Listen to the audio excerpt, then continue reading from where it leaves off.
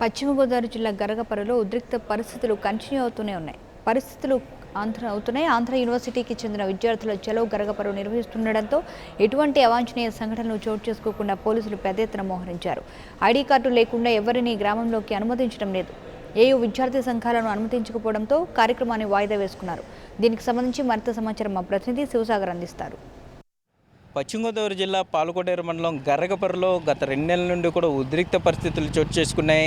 దళితుల్ని సామాజిక వెలివేశారనే అంశం మీద గత 2 నెలలుగా కూడా గ్రామం 2 వర్గాలుగా విడిపోయింది. ప్రస్తుతం మనం గరగపర్రు గ్రామంలో ఉన్నాం. ఈరోజు ఆంధ్ర యూనివర్సిటీ విద్యార్థులు చలో గరగపర్రు పిలుపునివ్వడంతో పెద్ద ఎత్తున గ్రామం చుట్టుపక్కల పోలీసులు మోహరించారు. 4 పక్కల కూడా చెక్ పోస్టులు ఏర్పాటు చేశారు. అట్లాగే తాడేపల్లిగూడెం, భీమవరం, కైకలూరు ప్రధానంగా ఏదైతే ఈ బస్టాండ్లు ఉన్నాయో ఈ బస్టాండ్లన్నింటిలో కూడా పోలీసులు పెద్ద ఎత్తున మోహరించారు. విద్యార్థులుగా ఎవరు కనపడినా సరే వారందరినీ పూర్తిగా చెక్ చేసి ఎక్కడికి వెళ్తున్నారు, ఎక్కడి నుండి వస్తున్నారు అనే అంశాన్ని కూడా పరిగణలోకి తీసుకుని మాత్రం వారు పంపించే పరిస్థితుల్లోనే అనుమానితులుగా కనిపించిన వాళ్ళని ఫోటోలు కూడా తీస్తున్నారు. ప్రస్తుతానికి మనం గరగపర్రులోని అంబేద్కర్ విగ్రహం వద్ద ఉన్నాం. అక్కడ మనం అంబేద్కర్ విగ్రహం చూస్తున్నాం. ఏదైతే ఈ అంబేద్కర్ విగ్రహ ఏర్పాటులో గ్రామంలోని 2 వర్గాలు ఘర్షణ పడ్డాయో ప్రస్తుతం మనం అక్కడే ఉన్నాం. పంచాయతీ కార్యాలయం వద్ద విగ్రహాన్ని వారు ఏర్పాటు చేశారు. దీనికి సంబంధించి గత 2 నెలలుగా కూడా ఇదే గ్రామంలో గొడవలు జరుగుతున్నాయి.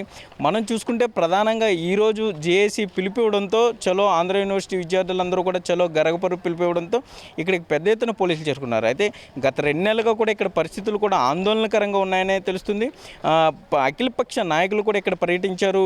సిపిఐ నేత రామకృష్ణ పర్యటించారు. అట్లాగే జగన్మోహన్ రెడ్డి పర్యటించారు. మొత్తం మీద SC ST commission chairman కారెన్ Shivaji కూడా దళితులకు మేము అండగా ఉంటాము, ఎట్టి పరిస్థితుల్లో దళితులకు కావాల్సిన ప్రతి అవసరాన్ని తీరుస్తామని చెప్పారు. అట్లాగే వారు కనీస సౌకర్యాలు ఇక్కడ లేని విషయాన్ని మేము గమనించాం.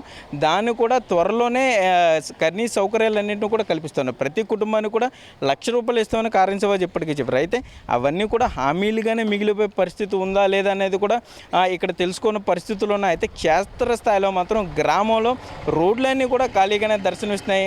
ఆర్టీసీ బస్సులను కూడా గ్రామంలోకి వెళ్ళించే పరిస్థితి లేదు. ఆటోలను కూడా క్షుణ్ణంగా తనిఖీ చేసి మాత్రమే పోలీసులు పంపిస్తున్నారు. ఆధార్ కార్డును కూడా చూసి వాటిని క్రాస్ చెక్ చేసుకున్న తర్వాత మాత్రమే గ్రామంలోకి పరిస్థితులు పంపించే ఉన్నాయి. అట్లాగే గ్రామంలో 2 వర్గాల మధ్య కూడా బ్యారికేడ్లు ఏర్పాటు చేశారు.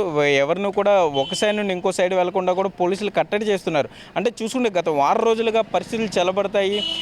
ఇందులో గరగపర్రు ఇష్యూలో 3గురిని అరెస్ట్ చేసిన తర్వాత కొంత ప్రశాంత వాతావరణం నెలకొంటుంది అనుకునే క్రమంలో అలాంటివి కూడా ఏం జరగలేదు. అసలు ఎందుకు అరెస్ట్ చేశారని మిగతా సామాజిక వర్గాలన్నీ కూడా ధర్నా చేసిన పరిస్థితులు ఉన్నాయి.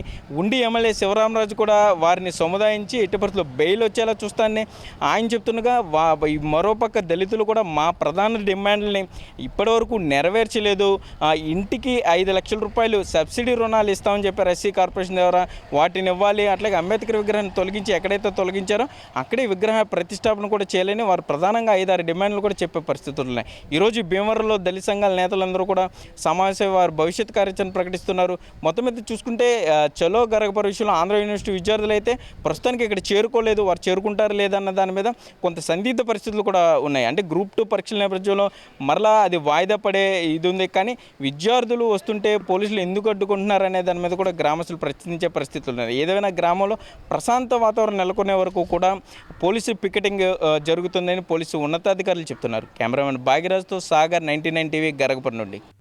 For more updates, please subscribe 99 TV Telugu.